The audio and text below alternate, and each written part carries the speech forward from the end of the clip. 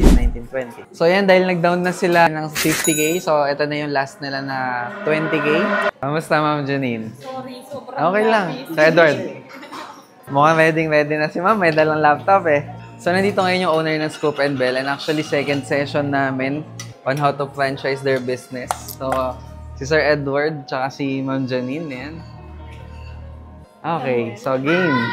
So dapat masunod mo yun kung ano yung in-approve. Sarili nilang ice cream. After 2 years pa ulit. Kahit tapos na yung contract nyo, close muna. Tatanungin niya muna kayo. Pwede nilang gawin kasi dito kahit may ganyan na kayo. Tuturo ko sa inyo ngayon.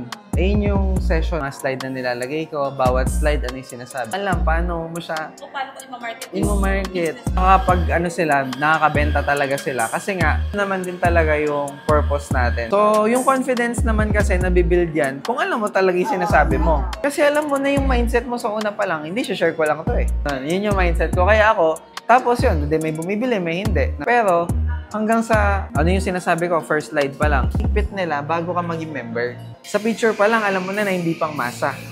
Medyo may, kasi, di ba kami, ano yung mga pinapakita ko dyan, mga 18, 19, 20. So yan, dahil nag-down na sila ng 50K, so ito na yung last nila na 20K, which is fully paid na. So sa mga gusto din ng magpatulong kung paano i-franchise yung business nila, so comment lang kayo sa TikTok account ko.